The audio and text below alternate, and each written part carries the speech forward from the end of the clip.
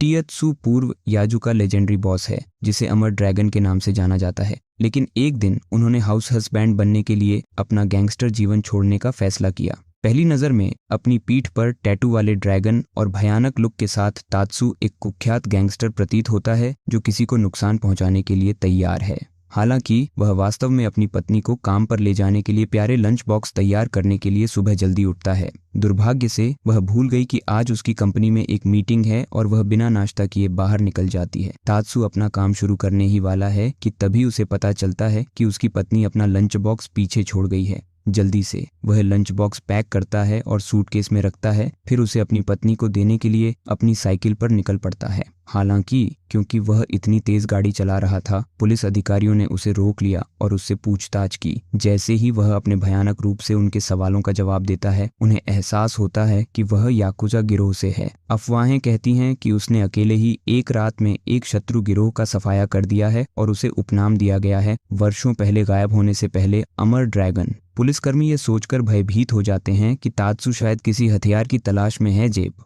हालांकि यह सब अतीत की बात है और अब वह अपनी पत्नी को खाना पहुंचाने में बहुत व्यस्त है। उन्हें आश्चर्य हुआ जब तात्सु ने 2 पुलिसकर्मियों को रिश्वत देने का प्रयास करते हुए एक कूपन निकाला। जब एक सेल्समैन तात्सु के अपार्टमेंट में पहुंचता है तो वह किसी ऐसे व्यक्ति की तलाश कर रहा होता है जिसे वह अपने नकली चाकू बेच सके। जब तात्सु दरवाजा खोलता है तो वह जबरदस्ती प्रवेश करता है। तात्सु के पास एक चाकू है जो ऐसा प्रतीत होता है कि वह खून से ढका हुआ है और तात्सु का डर है रूप भी उसे भयभीत करता है। हालांकि एक पेशेवर होने के नाते वह तात्सु को अपना उत्पाद पेश करना जारी रखता है। तात्सु उत्सुक होकर यह निर्धारित करने के लिए चाकू का परीक्षण करने का निर्णय लेता है कि क्या यह नकली उत्पाद है। वह हैमबर्गर स्टेक तैयार करने के लिए चाकू का उपयोग करता है और इसे सेल्समैन को परोसता है। सेल्समैन को यह देखकर आश्चर्य हुआ कि उसे स्टेक इतना पसंद आया कि यह उसे अपने गृहनगर की याद दिलाता है। इसलिए वह अपनी यात्रा के मूल उद्देश्य को पूरी तरह से भूल जाता है, जो कि घटिया चाकू बेचना है बिना सोचे समझे ग्राहकों के लिए। मासा नाम के एक युवक को एक स्टोर से जबरन बाहर निकाल दिया जाता है। वह तात्सु के गैंगस्टर दिनों के पूर्व सहयोगियों में से एक है। तात्सु के लापता होने के बाद से गिरोह विघटित हो गया है और मासा खुद को संकट में पाता है। प्रतिद्वंद्वी समूह के क्षेत्र और तात्सु के किसी भी चिन्ह की खोज करना। सौभाग्य से उसने तात्सु को बाजार में सब्जियां खरीदते हुए देखा। मासा उसके पास आता है और अपनी वर्तमान स्थिति को साझा करना शुरू कर देता है। तात्सु से अमर ड्रैगन के रूप में अपनी पूर्व स्थिति में लौटने का आग्रह करता है। हालांकि तात्सु अपने विशिष्ट भयानक रूप के साथ सिगरेट जलाता है और मासा से ऐसा करने के लिए कहता है उसका पीछा। मासा को आश्चर्य हुआ। वह उसे खाना पकाने की कक्षा में ले गया। दिन की रेसिपी तैयार करने के बाद कक्षा की महिलाएं तात्सु के खाना पकाने के कौशल की सराहना करती हैं। मासा इस जीवन के लिए अपने गैंगस्टर जीवन को पीछे छोड़ने के लिए उसे डांटे बिना नहीं रह सकती। लेकिन तात्सु शांति से समझाता है कि वह अब गैंगस्टर नहीं है। अब उनकी प्राथमिकता सुरक्षा करना है उसका परिवार, और वह इसे हिंसा के माध्यम से हासिल नहीं कर सकता। मासा तात्सु की बात पर हंसता है और उसके हाथ से खाने की प्लेट गिरा देता है। जवाब में तात्सु ने मासा को उसकी बदतमीजी के लिए तेजी से थप्पड़ मारा और उसे अपने द्वारा की गई गंदगी को साफ करने का निर्देश दिया। एक दिन अपनी साइकिल चलाते समय तात्सु को एक बिल्ली से टकराने से बचने के लिए साइकिल घुमानी पड़ती है और वह एक कार से टकरा जाता है। कार एक गैंगस्टर की है जो कुनिमी गिरोह का सदस्य है, जो उसके दुश्मनों में से एक है। कुनिमी ने तुरंत मान लिया कि तात्सु ने जानबूझकर उसकी हत्या करने की कोशिश की है और वह और उसका ड्राइवर तात्सु का पीछा करते हैं। पीछा उन्हें एक कपड़े की दुकान में ले जाता है जहां उन्हें लगता है कि उन्होंने तात्सु को घेर लिया है। हालांकि स्टोर में बिक्री प्रचार चल रहा है और ग्राहक छूट वाली वस्तुओं को पाने के लिए संघर्ष कर रहे हैं। तात्सु कुनिमी और उसके ड्राइवर को हाथापाई में शामिल होने का आदेश देता है। अंत में वे केवल एक टी शर्ट, एक जोड़ी मोजे और दस्ताने ही ले पाते हैं। तात्सु ने उन्हें बिक्री में घाटा होने के लिए डांटा और उन्हें याद दिलाया कि वह अब एक गृहपति हैं। कुनिमी तात्सु की नई जीवन शैली पर विश्वास करने में असमर्थ है। एक बंदूक निकालती है और तात्सु पर तानती है और बताती है वह दिखावा करना बंद कर दे। हालांकि तात्सु कुछ तेज चालों के साथ कुनिमी को जमीन पर गिराने में सफल हो जाता है और उसे नीचे गिरा देता है, उस पर दस्ताने। वह कुनिमी को दस्ताने रखने के लिए कहता है, इस बात पर जोर देते हुए कि बाहर ठंड है। यह सरल कार्य कुनिमी के लिए यादों की बाढ़ ला देता है। उसे अपने बचपन की याद दिलाती है जब उसकी माँ को उसके लिए दस्ताने खरीदने के लिए पैसे बचाने पड़ते थे। भावनाओं से अभिभूत होकर कुनिमी वहीं पर फूट फूट कर रोने लगती है और दस्ताने अपने पास रखने का फैसला करती है। तात्सु ने अपनी पत्नी मिकू की पसंदीदा एनीमे सीरीज खरीदने के लिए एक दुकान पर रुकने का फैसला किया। हालांकि उसकी डरावनी उपस्थिति और साथ में एक सूटकेस के साथ ऐसा लगता है जैसे वह किसी प्रकार के भूमिगत लेन देन में लगा हुआ है। उस रात बाद में मिकू काम से घर लौटती है, तभी तात्सु से मुलाकात होती है जो उसके शरीर की पूरी तरह से जांच करती है, जैसे कि वह उसे घर में प्रवेश करने की इजाजत देने से पहले एक अपराधी थी। उसे यह जानकर आश्चर्य हुआ कि घर सजावट से भरा हुआ है। तात्सु ने अपना जन्मदिन मनाने के लिए पूरी व्यवस्था तैयार की है, लेकिन इसकी बात अलग है। याकुजा शैली उत्सव का माहौल, यहाँ तक कि जब वह जन्मदिन का गीत गाते हैं तब भी उनके चेहरे की अभिव्यक्ति खतरनाक सृजनात्मक रहती है। एक भयानक माहौल। तात्सु फिर मिकू को एक उपहार देता है जो उसके द्वारा खरीदी गई एनीमे श्रृंखला थी। पहले इस भाव के लिए आभारी होकर मिकू ने उसे धन्यवाद दिया, लेकिन खुलासा किया कि वह पहले से ही उस चीज की मालिक है, श्रृंखला। तात्सु अपने आप में बहुत निराश महसूस करता है और अपनी छोटी उंगली को काट देना चाहता है। पश्चाताप का भाव, अपनी घबराहट और अविश्वास में मिकू ने उस पर मुक्का मारकर प्रतिक्रिया व्यक्त की, जिससे तात्सु उड़ गया एक पक्षी की तरह एक कांच की खिड़की। अगले दिन तात्सु को मिकू का फोन आता है जो उसे मकान मालकिन के बारे में सूचित करता है आ रहा है। ये सुनिश्चित करने के लिए कि सब कुछ साफ है, वह कुछ करने के लिए स्वचालित वैक्यूम क्लीनर लाता है काम। वह मशीन की निगरानी करता है और इस बात से प्रभावित होता है कि यह फर्श को ठीक से साफ कर सकती है। ये महसूस करने के बाद कि मशीन प्रतिष्ठित है, वह वैक्यूमिंग के लिए क्षेत्र को उसे सौंप देता है। जब उसे पता चलता है कि मशीन कोनों तक नहीं पहुंच सकती तो वह मशीन को डांटता है। वह कोनों और शेष क्षेत्रों को साफ करने के लिए आगे बढ़ता है क्योंकि वह हमेशा हर जगह चाहता है चुस्त दुरुस्त रहें। अप्रत्याशित रूप से मशीन उसकी बिल्ली की पूंछ को चूस लेती है, जिससे वह डर के मारे उछलने लगती है और जैसे नतीजा बिल्ली वाइन रैक को पकड़ लेती है, जिससे वह गिर जाती है और बोतल तात्सु के चेहरे पर लगती है। तभी जब मकान मालकिन मिलने आती है तो वह तात्सु के कपड़े और फर्श को लाल रंग से सना हुआ देखकर चिल्लाती है। तात्सु भी स्थिति में मदद नहीं करता है क्योंकि वह अनजाने में ऐसा लगता है जैसे उस पर हमला किया गया था। एक पड़ोसी तात्सु को अपने बेटे पर नजर रखने के लिए कहता है, जिसका नाम रयोटा है, क्योंकि उसे एक बैठक में भाग लेना है। तात्सु का उग्र चेहरा देखकर रयोटा ने कुछ भी कहने की हिम्मत नहीं की और अंत में बैठ गया कोना। अपने डर को कम करने के लिए तात्सु कुकीज की एक प्लेट लाता है जिसे उसने रयोटा को चखने के लिए खुद बनाया है। रयोटा कुकीज का आनंद लेता है और तात्सु को राहत मिलती है कि उसे कुकीज पसंद है। बच्चा अब उससे नहीं डरता, इसलिए वह रयोटा को अपने साथ खेल खेलने के लिए आमंत्रित करता है। रयोटा यह सोचकर उत्साहित है कि यह वीडियो गेम होगा, लेकिन यह सब पासे के बारे में निकला, जुआ और माहजोंग। रयोटा ऊब जाता है और वापस कोने में दुबक जाता है। अचानक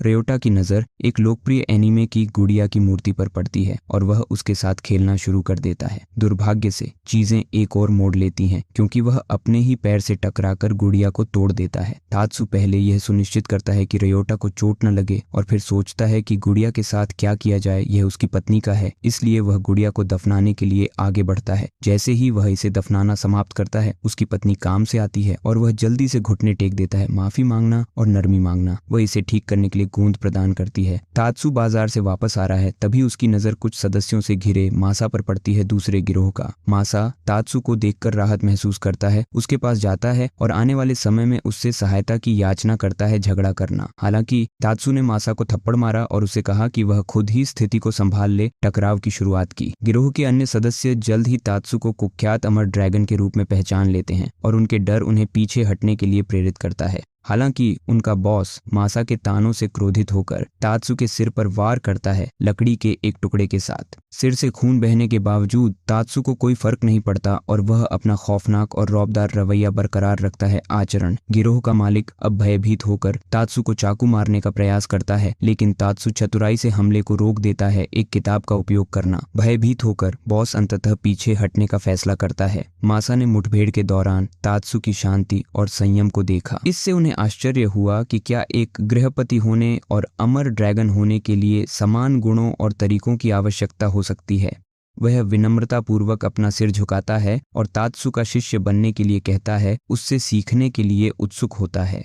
उस शाम बाद में उन दोनों ने मिलकर एक सुंदर लकड़ी की कुर्सी बनाई। तात्सु को एहसास हुआ कि उसका कुछ अतिरिक्त वजन बढ़ना शुरू हो गया है, इसलिए उसने वजन बढ़ाने का फैसला किया घर पर एक व्यायाम के रूप में हुला ह्यूपिंग। हालांकि यह गतिविधि मीकू का ध्यान भटकाती है और वह उसे इसके लिए डांटती है और उससे मिलवाती है एक फिटनेस जिम में उसका सामना कुछ पड़ोसियों से होता है जो उससे वहां होने की उम्मीद नहीं करते। वे सभी नृत्य अभ्यास कक्षा में भाग लेते हैं और जबकि तात्सु उनके साथ बने रहने का प्रबंधन करता है, चालें उसकी सतत मुस्कान दूसरों को असहज महसूस कराती है। इसे काफी खतरनाक माना जाता है। पड़ोसियों से प्रोत्साहित होकर तात्सु ने भी योग कक्षा आजमाने का फैसला किया। हर किसी को आश्चर्यचकित करते हुए वह सभी योग मुद्राओं को त्रुटिहीन ढंग से निष्पादित करता है और यहाँ तक कि प्रत्येक मुद्रा को निर्धारित भी करता है। गैंगस्टरों की दुनिया में उनके पिछले अनुभवों से जुड़ा एक नाम। जब योग सत्र समाप्त होता है, तात्सु अपनी संतुष्टि व्यक्त करते हुए कक्षा की सराहना करता है। पसीना बहाया। हालांकि जैसे ही वह अपने कपड़े बदलने वाला होता है, वह अनजाने में महिलाओं के कपड़े बदलने वाले कमरे में चला जाता है। कमरा अपनी गलती से भयभीत होकर वह अपना सिर जमीन पर पटक कर खुद को सजा देता है। वह महिलाओं से यह भी अनुरोध करता है कि आगे आत्मदंड देने के लिए उसे एक पहाड़ पर निर्वासित कर दिया जाए। इससे महिलाएं भ्रमित हो जाती हैं। तात्सु और उसकी पत्नी स्थानीय शॉपिंग सेंटर में खरीदारी करने जाते हैं। जब तात्सु एक कर्मचारी से कुछ सफेद पाउडर का सामान मांगता है तो कर्मचारी भयभीत दिखाई देता है। हालांकि मीकू ने स्पष्ट किया कि उसका मतलब आटा है। जैसे ही वे खरीदारी जारी रखते हैं, तात्सु मीकू की कुछ पसंदों पर आपत्ति जताना शुरू कर देता है। उनके बीच एक बहस के लिए उनकी असहमति राहगीरों का ध्यान खींचती है जो तात्सु को डराते हुए देखते हैं। दिखावट। सोचो कि एक याकूब एक निर्दोष व्यक्ति को परेशान कर रहा है। मीकू को एहसास होता है कि यह तात्सु का लुक हो सकता है जो घूरने का कारण बन रहा है, इसलिए वह उसे सुझाव देती है अलग अलग कपड़े आजमाएं। हालांकि चाहे वह कुछ भी पहने, ऐसा लगता है कि उसका गैंगस्टर लुक और भी गहरा हो जाता है।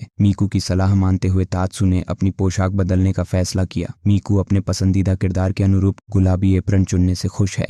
वह उसे इसे पहनकर पोज देने के लिए भी कहती है। अपने गुलाबी एप्रन में तात्सु को देखकर राहगीर आश्चर्यचकित रह जाते हैं, लेकिन मीकू को वह पसंद आता है। नया रूप। एक खरीदारी यात्रा के दौरान तात्सु मासा को सिखाता है कि बाजार की यात्रा की योजना कैसे बनाई जाए। हालांकि मासा एक फूड स्टैंड से नाश्ता खरीदने के लिए रुकता है। फूड स्टैंड चलाने वाला व्यक्ति तोराजिरो निकला, जिसे स्टील फिस्ट के नाम से भी जाना जाता है। चीता। तोराजिरो याकुजा के दिनों से ही तात्सु का कट्टर प्रतिद्वंद्वी था। तोराजिरो तात्सु के प्रति द्वेष रखता है क्योंकि तात्सु पतन के लिए जिम्मेदार था। जब तोराजिरो जेल में था तब उसके गिरोह के सदस्य तीव्र प्रतिद्वंद्विता के एक क्षण में तात्सु तोराजिरो के साथ मुकाबले के लिए सहमत हो जाता है। हालांकि ये पौराणिक मुकाबला कोई शारीरिक लड़ाई नहीं है, बल्कि उनके पाक कौशल का परीक्षण करने के लिए एक खाना पकाने की प्रतियोगिता है। जैसे ही दो पूर्व गैंगस्टर रसोई में आमने सामने होते हैं, वे स्वादिष्ट व्यंजन तैयार करते हैं और फिर इंस्टाग्राम पर अपनी कृतियों को प्रदर्शित करने के लिए बेहतरीन तस्वीरें लेते हैं। 2 घंटे के बाद तात्सु अपनी तस्वीर पर एक लाइक के साथ विजेता के रूप में उभरा, जबकि तोराजिरो की डिश को कोई लाइक नहीं मिला। कुछ दिनों बाद तात्सु अपनी पत्नी के साथ कार की खरीदारी के लिए जाता है। मीकू को दिखाई जाने वाली हर कार पसंद है, लेकिन उसका पति हमेशा कारों की आलोचना करता है। कहता है वे खरीदारी के लिए अच्छे नहीं हैं या गैस गजलर्स हैं। उन्हें एक ऐसी पिकअप पसंद थी जो गैस की खपत किए बिना उनकी सभी जरूरतें पूरी करती थी और आसान भी थी खरीदारी यात्राएं। हालांकि महिलाओं के लिए शक्ल सूरत बहुत मायने रखती है, इसलिए मीकू को यह कार बिल्कुल पसंद नहीं है। अंत में सेल्स लेडी एक ऐसी कार चुनती है जो आकर्षक हो और जिसमें बड़ी ट्रंक हो। वे दोनों इसे पसंद करते हैं, लेकिन जब इसे टेस्ट ड्राइव के लिए ले जाने के लिए कहा गया तो तात्सु ने किसी संभावित जासूसी तकनीक की तलाश में कार का निरीक्षण करना शुरू कर दिया। एक बार जब वे टेस्ट ड्राइव शुरू करते हैं तो मीकू उसे ध्यान देने और सभी स्थितियों के लिए तैयार रहने की याद दिलाता है। हालांकि जैसे ही वह सुरक्षा गार्ड को देखता है, उसे लगता है कि गार्ड एक हत्यारा है जो उसे मारने की कोशिश कर रहा है। कथित हत्यारे गार्ड से बचने के लिए गाड़ी चलाते समय वह एक बूढ़े व्यक्ति को गुजरते हुए देखता है और वह यह भी सोचता है कि बूढ़ा व्यक्ति कार पर मिसाइल से निशाना साधने वाला हत्यारा है। अंत में उसे एहसास होता है कि परिदृश्य वास्तविक नहीं है और खरीदने का विचार छोड़ देता है। एक दिन तात्सु मासा के घर पर मिलने के लिए रुकता है। तात्सु घर में कपड़े धोने के ढेर से खुश नहीं है। शायद इसे धोया नहीं गया है 1 महीने में। मासा उन सभी को वॉशिंग मशीन में फेंकने ही वाला है कि तात्सु ने उसे थप्पड़ मारते हुए कहा कि वह ऐसा कर रहा है, इसे गलत करना। तात्सु फिर वॉशिंग मशीन में कपड़े अलग करना शुरू करता है और अपने हाथों का उपयोग करता है दूसरे कपड़ों पर लगे जिद्दी दागों को खुरच कर साफ करें। जबकि मासा नोट्स ले रही है, वे कपड़े धोते हैं और उन्हें सूखने के लिए लटका देते हैं, लेकिन हवा एक को उड़ा देती है और मासा को उड़ा देती है, इसे लेने जाओ। कुछ महीने पहले मीकू ने तात्सु से कहा था कि वह खरीदे गए घरेलू उपकरणों से छुटकारा पा ले, लेकिन उसने ऐसा नहीं किया का उपयोग कर रहे हैं। तो अब तात्सु एक पिस्सू बाजार में है, गैजेट बेचने की कोशिश कर रहा है, लेकिन उसने कुछ भी नहीं बेचा है तब से। कुछ ठग आते हैं और मांग करते हैं कि व्यापारिक क्षेत्र को बाजार के रूप में उपयोग करने के लिए अपना बकाया भुगतान करें। हालांकि जब ठगों का नेता तात्सु को देखता है तो उसके पैर कांपने लगते हैं। फिर तात्सु उन्हें मामले को निपटाने के लिए ले जाता है। तात्सु उसे कुछ गैजेट प्रदान करता है, लेकिन यह ठग नेता केवल यही सोच सकता है कि तात्सु का मतलब है कि वह उसे प्रताड़ित करने के लिए गैजेट का उपयोग करने जा रहा है। अंत में उसके पैर जवाब दे देते हैं और वह बेहोश हो जाता है, जबकि तात्सु जाने से पहले गैजेट्स अपने पास ही छोड़ देता है। एक दिन जब वह पौधों को पानी दे रहा था, 2 पुलिसकर्मी उसे देखते रहे, यह सोचकर कि वह अवैध पौधे उगा रहा होगा। थोड़ी देर बाद वे उसे एक छायादार ब्रीफ केस लेकर घर से निकलते हुए देखते हैं। पुलिस वाले तुरंत उसके पीछे चले जाते हैं। एक क्षण बाद वे उसे चुपचाप मासा को एक छोटा बैग देते हुए देखते हैं। अधिक सबूत इकट्ठा करने के लिए वे दोनों का एक गली में पीछा करते हैं और उन्हें एक छोटी सी दुकान में प्रवेश करते हुए देखते हैं, एक बंद चिन्ह के साथ। पुलिस कर्मियों में से एक तुरंत उन्हें पकड़ने के इरादे से दुकान में घुस जाता है रंगे हाथ। हालांकि यह पता चला है कि वे सिर्फ चेयर लेडी का जन्मदिन मना रहे हैं। वह छोटा थैला जिसके बारे में उन्हें लगा कि इसमें प्रतिबंधित सामान है, वास्तव में उसमें कुछ तुलसी के पत्ते थे। जिस सूटकेस के बारे में उन्होंने सोचा था कि उसमें पैसे हैं, उसमें केवल एक सुगंधित फूलदान था जो अध्यक्ष महोदया के लिए जन्मदिन का उपहार था।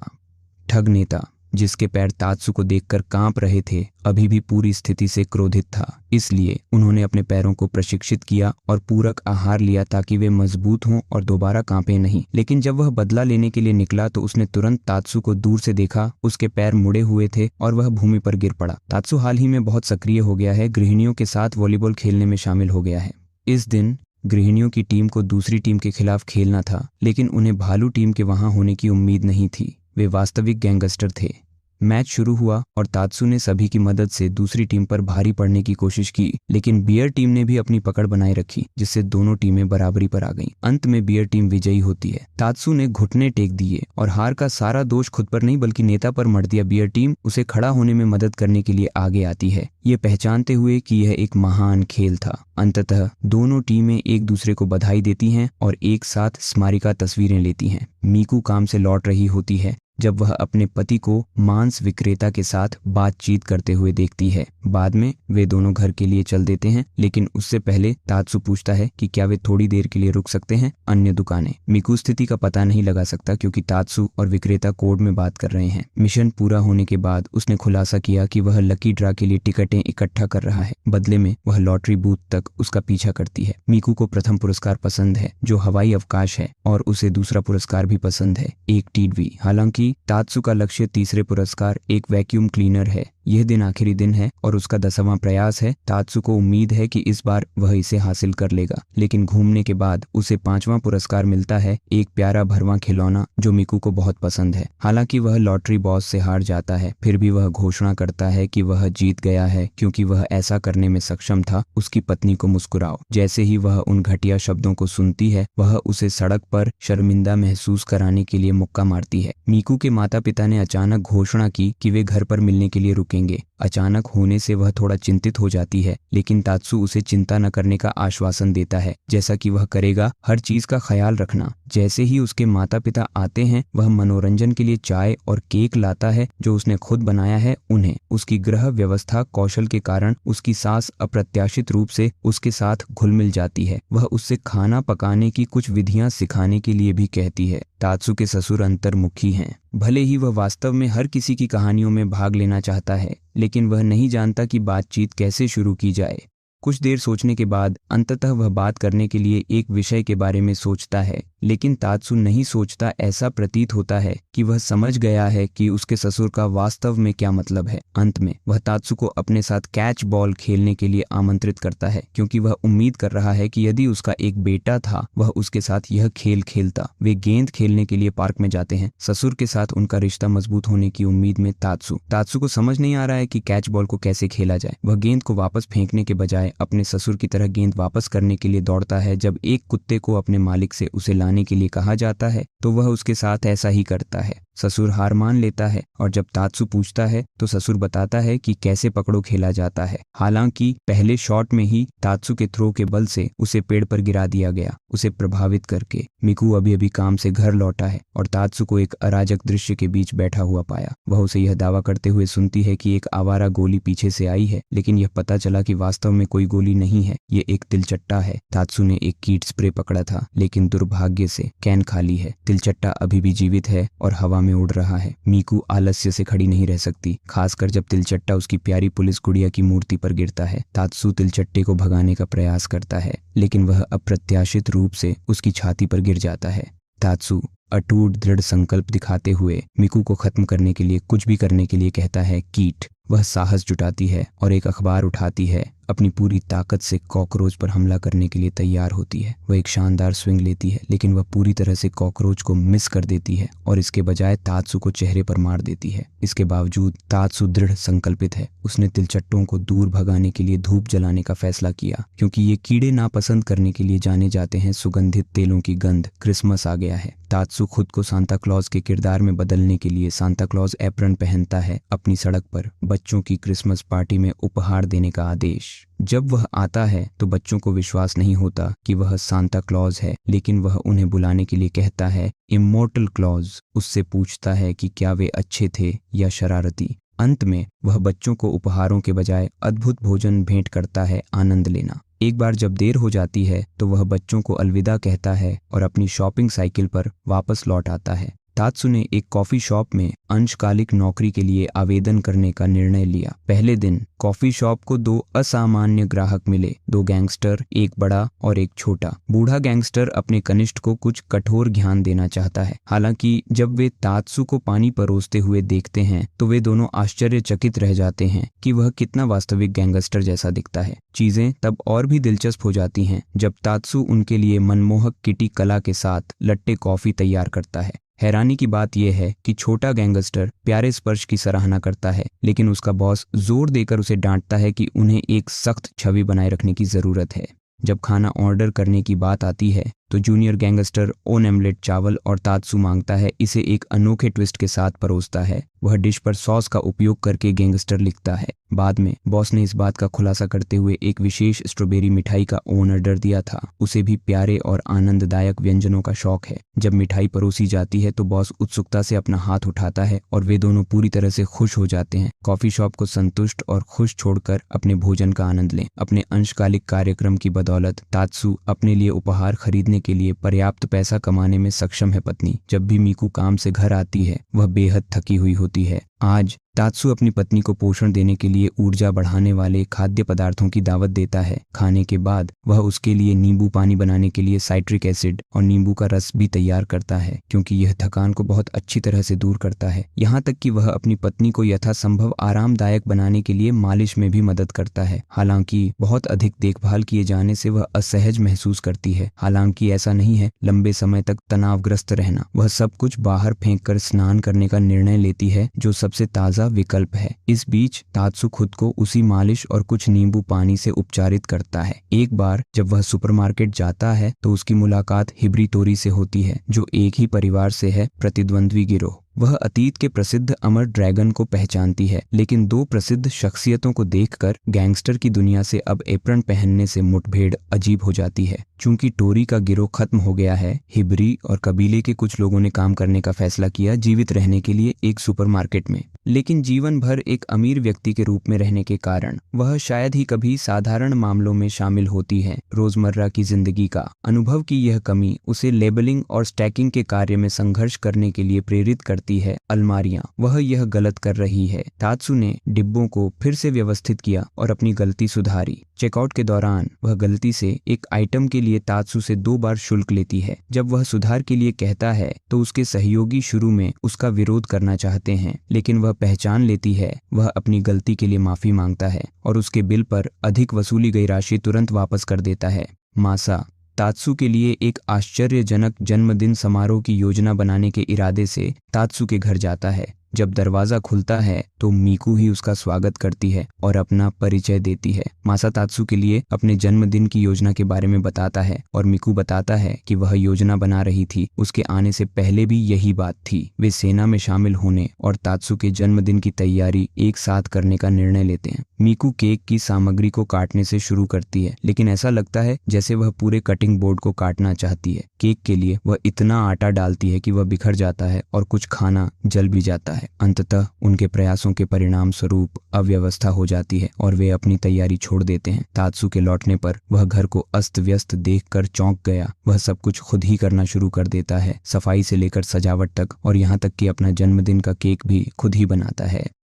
तात्सू साफ सफाई करता है और हैप्पी बर्थडे गीत का अपना गायन करता है, जिसका स्वर कुछ गहरा है जैसा कि उसकी सामान्य शैली है। मीकू और मासा फिर तात्सू को अपने उपहार पेश करते हैं। मीकू उसे एक हार देता है और मासा उसे चश्मा देता है। तात्सू दोनों सहायक वस्तुओं को एक साथ आजमाता है और वे दोनों इस बात पर सहमत हैं कि सहायक वस्तुएं उपयुक्त हैं उसे पूरी तरह से। तात्सू का पूर्व बॉस उससे अप्रत्याशित रूप से मिलने आता है। गिरोह छोड़ने के बाद से तात्सू ने अपने पूर्व मालिक से दोबारा संपर्क नहीं किया है। तात्सू द्वारा अपने मालिक के कपड़ों से कुत्ते के कुछ बाल सावधानी पूर्वक हटाने के बाद वे दोनों बातचीत के लिए शांत हो गए। अपनी बातचीत के दौरान तात्सू ने बॉस के कुत्ते के लिए एक प्यारा स्वेटर पेश करके बॉस को आश्चर्यचकित कर दिया। बॉस इस बात से खुश है कि पोशाक उसके पालतू जानवर पर कैसी लग रही है और वह अपने प्यारे कुत्ते के साथ फोटो लेने से खुद को रोक नहीं पाता है। जैसे ही बॉस अपने आने के कारण पर चर्चा करने वाले होते हैं, कुछ पड़ोसी आ जाते हैं। पड़ोसियों में से एक महिला ने बताया कि बॉस का कुत्ता कम वजन का लगता है। बिना किसी हिचकिचाहट के तात्सू तुरंत हरकत में आता है और कुत्ते के लिए वहीं पर स्वस्थ भोजन तैयार करता है। कुत्ता उत्सुकता से भोजन खाता है, जिससे सभी को संतुष्टि मिलती है। अंत में बॉस यह संदेश दिए बिना चला जाता है कि कोई उच्च अधिकारी भर्ती करना चाहता है तात्सू वापस गिरोह में। इसके बजाय तात्सू के नए जीवन और संतोष को देखने के बाद वह बस यह टिप्पणी करता है कि तात्सू बिल्कुल वहीं है जहां उसे होना चाहिए। एक सुबह जब तात्सू खरीदारी कर रहा था, मीकू घबराहट की स्थिति में तुरंत उसके पास पहुंचा, कुछ देखने के लिए उसे दूर खींचना। उसे एहसास होता है कि वह चाहती है कि वह उसकी पसंदीदा एनीमे का लाइव एक्शन कॉस्प्ले इवेंट देखे। मॉल में कॉस्प्लेयर्स एक लड़ाई के दृश्य का अभिनय कर रहे हैं। एमसी ने घोषणा की कि उन्हें लड़ने के लिए मंच पर नायकों के साथ शामिल होने के लिए एक बाल स्वयंसेवक की आवश्यकता है। अंत में वे बच्चे को मूर्तियों के साथ एक तस्वीर देकर पुरस्कृत करते हैं। मीकू भाग नहीं ले सकती क्योंकि वह वयस्क है, हालांकि यह जानते हुए भी कि उसकी पत्नी कितनी चाहत रखती है। इस पर तात्सू अपना हाथ उठाता है और उसे आश्चर्य होता है कि उसे चुन लिया जाता है। संभवतः एमसी ने उसकी डराने वाली शक्ल के कारण उसका चयन किया है। जैसे ही तात्सू मंच पर आता है, दर्शक अनुमान लगाते हैं कि वह नायकों की सहायता कैसे करेगा। हालांकि लड़ाई में शामिल होने के बजाय वह इस बारे में पूछताछ करता है कि लड़ाई किसने शुरू की थी। शांति से बताते हैं कि कैसे हिंसा से किसी भी समस्या का समाधान नहीं होगा। हर कोई आश्चर्यचकित रह गया जब उसने मंच पर एक कपड़ा खोला जिसमें चाय के कप करीने से रखे हुए थे। फिर जल्दी से कपों में चाय तैयार करती है। तात्सू फिर दोनों टीमों को एक साथ बैठने और एक कप चाय का आनंद लेने के लिए आमंत्रित करता है, जिसका लक्ष्य है मेल मिलाप को बढ़ावा देना। यद्यपि उसका तरीका अपरंपरागत है, यह अंततः मीकू को उसके मिलने के सपने को पूरा करने की अनुमति देता है। उसकी प्रिय एनीमे मूर्तियां। मासा को अभी अभी एक माइक्रोवेव ओवन मिला है और उसने कुछ मार्गदर्शन प्राप्त करने के लिए तात्सू को बुलाने का फैसला किया है। इसका सही तरीके से उपयोग कैसे करें। तात्सू वास्तव में नए उपकरण के विभिन्न कार्यों से आश्चर्यचकित है। इसका परीक्षण करने के लिए उसने माइक्रोवेव का उपयोग करके कुछ ब्रेड बनाने का निर्णय लिया। उत्साह के साथ तात्सू सभी आवश्यक सामग्री इकट्ठा करता है और आटा तैयार करना शुरू कर देता है।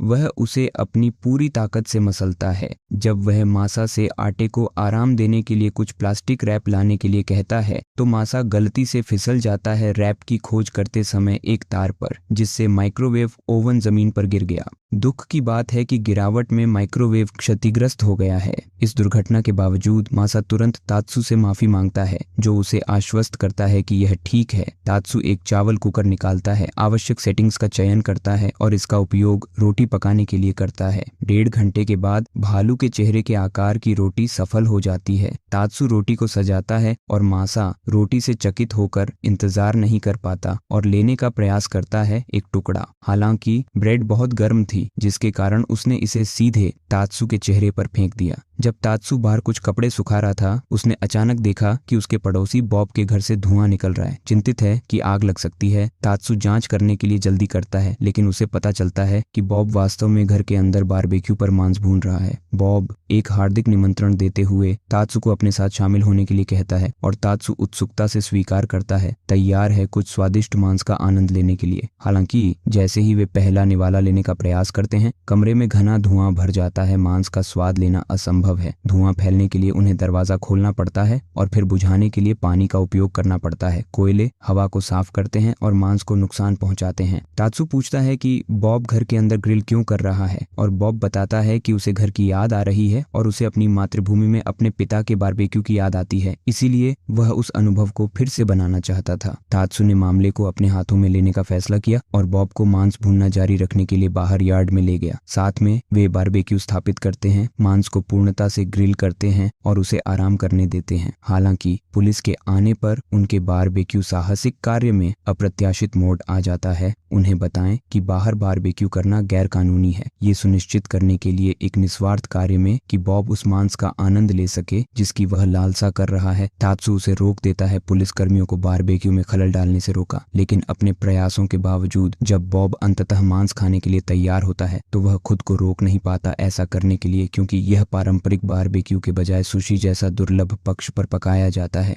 मिकू को काम पर एक दोस्त से एक खेत थीम वाले पार्क में भाग लेने के लिए टिकट मिलता है और तात्सु को उसके साथ शामिल होने के लिए आमंत्रित करता है। प्रारंभ में तात्सु अनिच्छुक था क्योंकि उसे विश्वास नहीं था कि पार्क उनकी उम्र के लिए उपयुक्त है, लेकिन अंततः वह उसके साथ जाने के लिए सहमत हो जाता है। वे पार्क में दिन बिताते हैं, तस्वीरें लेते हैं, जानवरों को पालने वाले चिड़ियाघरों का दौरा करते हैं और विभिन्न मनोरंजक आकर्षणों की खोज करते हैं। जैसे ही मिकू को भूख लगी, तात्सु ने उल्लेख किया कि ऐसी जगहों पर खाना आमतौर पर महंगा होता है और खुलासा करता है कि उसने उन दोनों के लिए दोपहर का भोजन पहले से पैक कर लिया है। मिकू उसे चिढ़ाते हुए कहता है कि उसे पार्क में अधिक रुचि है, वह करती है। इससे हल्की फुल्की बहस शुरू हो जाती है, लेकिन तात्सु को खुलने में देर नहीं लगती और सच स्वीकार करो, भूमिगत में बड़े होते हुए उसने कभी भी इस तरह की जगह का अनुभव नहीं किया है और वह वास्तव में ऐसा कर रहा है। यह अवसर देने के लिए मिकू का आभारी हूँ। हालांकि जोड़े ने दोपहर के लिए और अधिक गतिविधियों की योजना बनाई है। बारिश शुरू हो गई है, रुकने का कोई संकेत नहीं दिख रहा।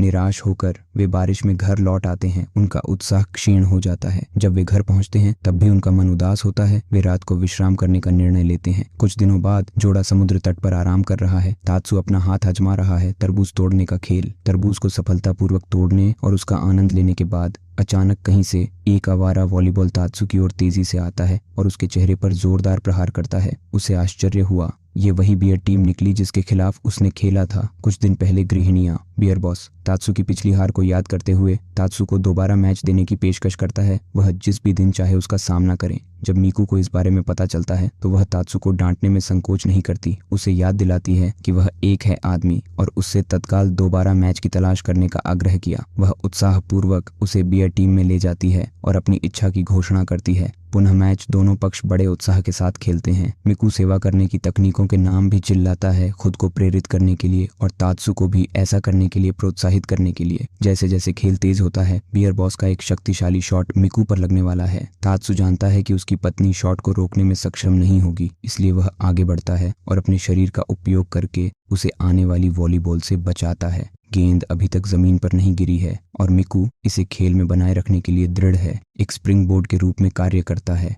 तात्सु के लिए निर्णायक शॉट लगाना, लेकिन इससे पहले कि वह जमीन पर गिरता उसकी पत्नी उसे अपनी बाहों में पकड़ लेती है। पति पत्नी की संयुक्त ताकत से वे मैच में विजयी होते हैं, जिससे बियर टीम स्तब्ध रह जाती है। तोराजिरो को एहसास हुआ कि उसका क्रेप व्यवसाय अच्छा नहीं चल रहा है, इसीलिए उन्होंने तब से चलन का अनुसरण करते हुए टैपियोका दूध की चाय बनाने का फैसला किया। लोग क्या खरीद रहे हैं। हालांकि क्षेत्र में एकमात्र व्यक्ति जो टैपियोका बनाने का सबसे अच्छा तरीका जानता है वह तात्सु है।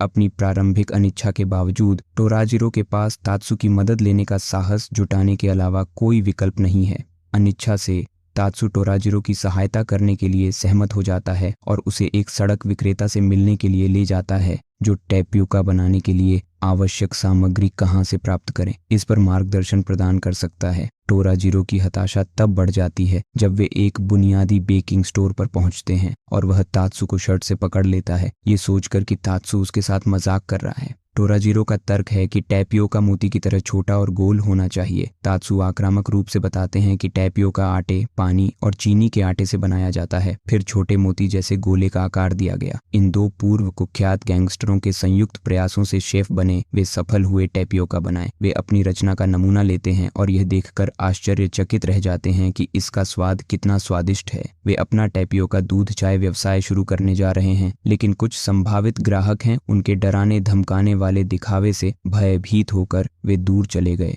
सौभाग्य से अंततः गैंगस्टरों का एक समूह वहां रुकता है और उनके टैपियोका के 6 कप खरीदता है दूध की चाय। तात्सु ने मासा को अनगिनत उपयोगी घरेलू सामानों से भरी 100 येन की दुकान में ले जाने का फैसला किया।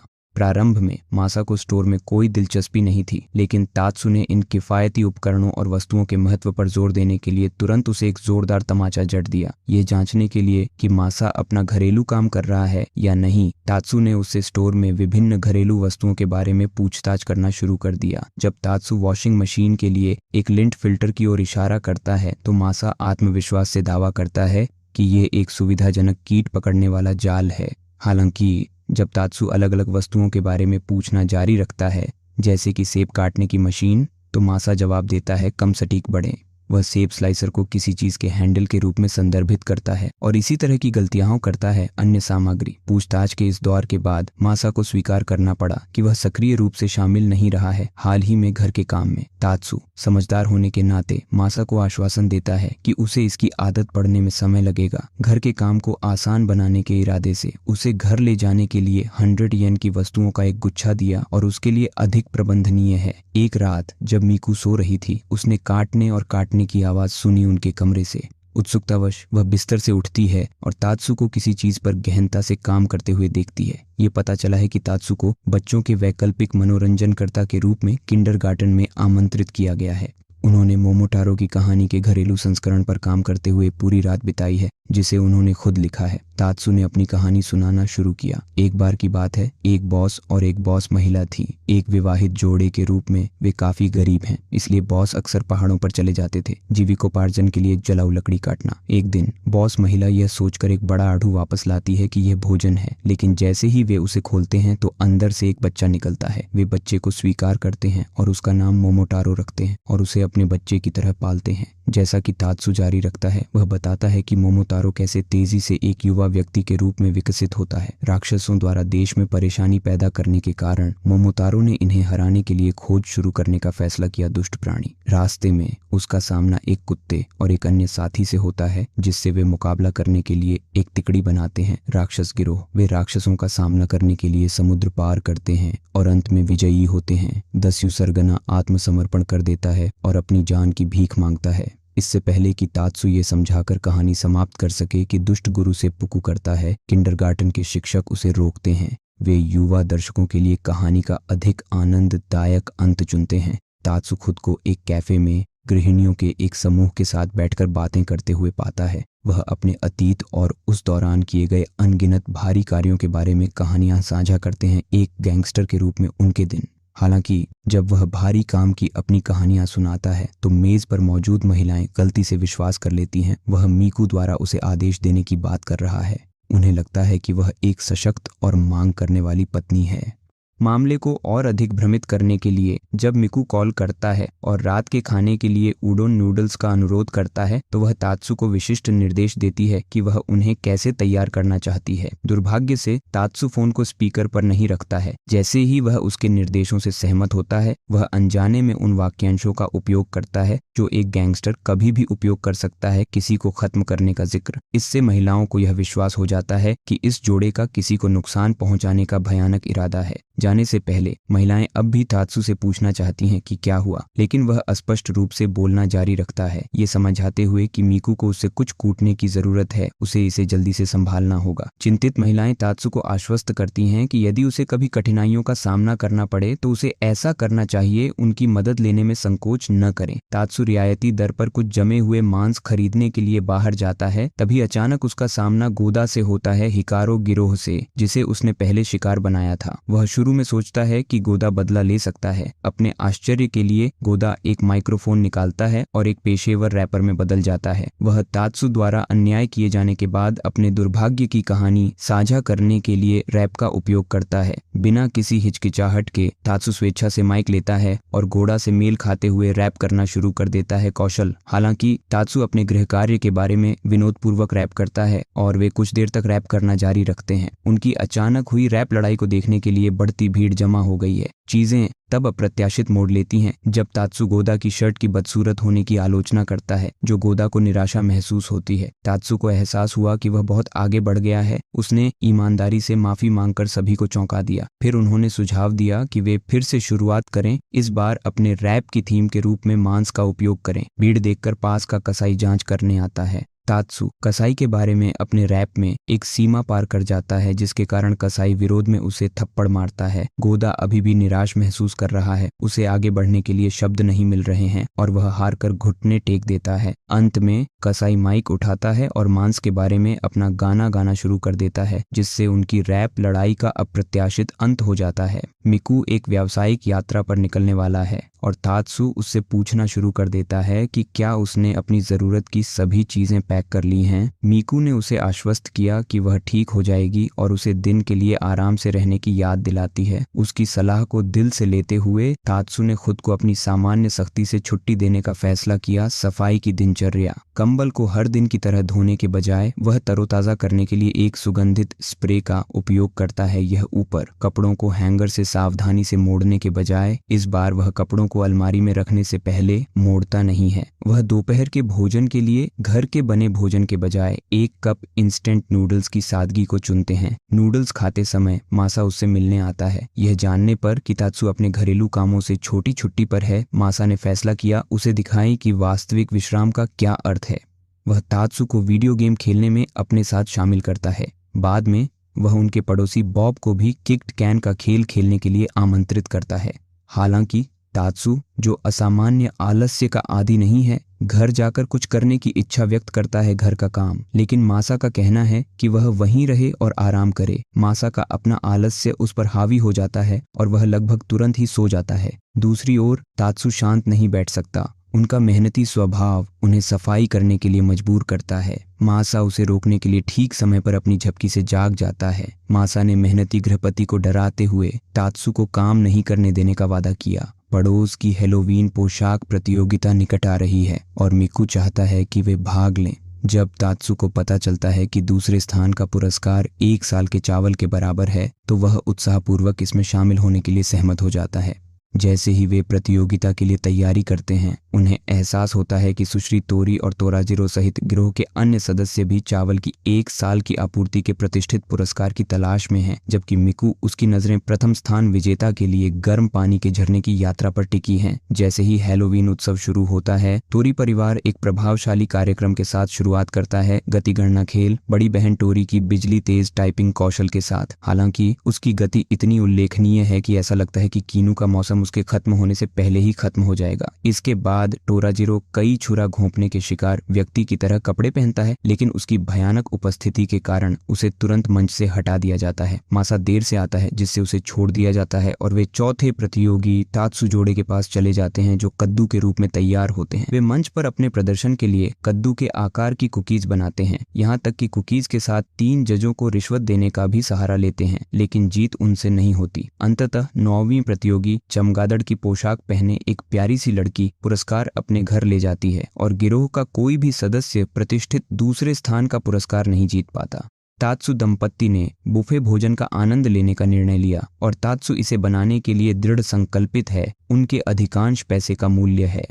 तात्सु ध्यानपूर्वक गणना करता है कि बिना अधिक खाए अपने पेट को कैसे संतुष्ट किया जाए। वह रणनीति बनाता है कि जल्दी जल्दी पेट भरने से बचने के लिए कौन से व्यंजन से शुरुआत करनी चाहिए। हालांकि एक बार जब वह बूफे में पहुंचता है और स्वादिष्ट व्यंजनों की विशाल श्रृंखला देखता है तो वह अपनी योजनाएं छोड़ देता है। वह उनकी पूरी मेज पर भोजन का ढेर लगा देता है। बावजूद इसके प्रत्येक स्वादिष्ट वस्तु का स्वाद लेता है पहले से ही काफी भरा हुआ महसूस हो रहा है। तात्सु की भूख अतृप्त लगती है और वह मिठाई के प्रलोभन का विरोध नहीं कर सकता। अप्रत्याशित रूप से जब तात्सु मिठाई स्टेशन पर होता है तो वह टोराजिरो में चला जाता है। मिठाई में से कौन खाएगा, इस बात को लेकर दो आदमी आपस में एक चंचल झगड़े में पड़ जाते हैं। थाली दुर्भाग्य से बूफे में मिठाई प्रेमी आंटियां सब कुछ ले लेती हैं और उन्हें आनंद लेने के लिए एक भी टुकड़ा नहीं छोड़ती हैं। जैसे ही वे अपनी डाइनिंग टेबल पर वापस जाते हैं, मिकू मिठाई की एक प्लेट दिखाती है जो उसने पहले ली थी और तात्सु को इसे अपने साथ साझा करने के लिए आमंत्रित करती है, जिससे उसकी आंखों में कृतज्ञता के आंसू आ जाते हैं। मिकू के माता पिता कुछ किराने का सामान लेकर आते हैं और उसके पिता तात्सु से पूछते हैं कि क्या वे एक गर्म बर्तन बना सकते हैं। तात्सु सहमत हो जाता है, लेकिन जैसे ही वह इसे तैयार करने के लिए रसोई में जाने वाला होता है, उसके ससुर जोर देकर कहते हैं कि उसे आराम करना चाहिए और स्वयं खाना पकाने का काम संभालना चाहिए। हालांकि ये पता चला है कि तात्सु के ससुर रसोई में काफी अनाड़ी हैं। सामग्री को संसाधित करने के प्रयास में तात्सु के ससुर ने सब्जियां काट दी कटिंग बोर्ड के साथ साथ और काफी गड़बड़ी पैदा करता है जो मीकू की खाना पकाने की शैली की याद दिलाता है। सब्जियों को धोने के उनके प्रयासों का परिणाम केवल हर जगह पानी छिड़कना है, जिससे तात्सु बनता है रसोई की स्थिति को लेकर चिंता बढ़ती जा रही है।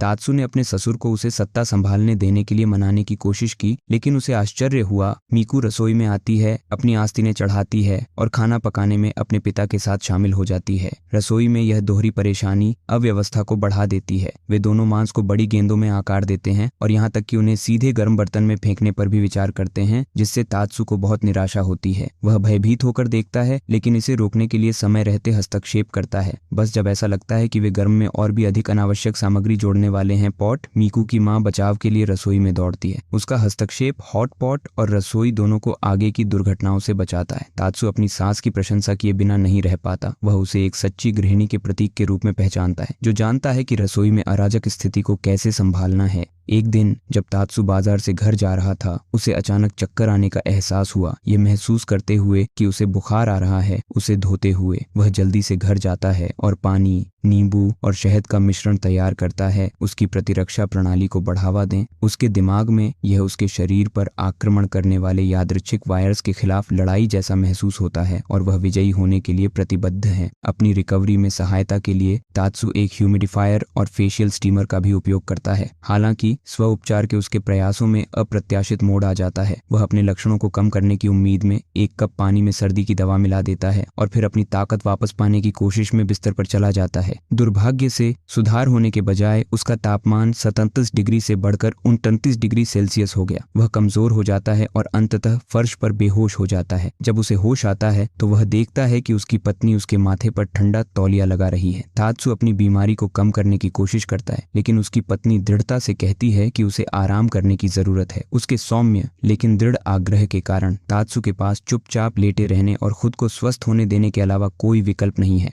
इस बीच मीकू एक विशेष सब्जी और फल सिरप तैयार करता है और उसे जबरदस्ती डालता है तात्सु का मुंह। तात्सु को शुरू में डर था कि इस मिश्रण से उसकी मृत्यु हो जाएगी, लेकिन उसे आश्चर्य हुआ। अगली बार सुबह उनकी बीमारी में सुधार हुआ है। हालांकि अब उन्हें हल्का पेट दर्द हो रहा है। नया साल आ गया है और चारों ओर उत्साह का माहौल है। अपनी वित्तीय परेशानियों के बावजूद मासा उत्सुकता से तात्सु के घर जाता है, अपने लिए कुछ पैसे सुरक्षित करने की उम्मीद में। प्रवेश करने पर वह जोड़े को सुलेख के पारंपरिक अभ्यास में तल्लीन पाता है। एक संकेत छोड़ने की इच्छा महसूस करते हुए मासा ने अपने सुलेख के टुकड़े पर कोई पैसा नहीं लिखने का फैसला किया।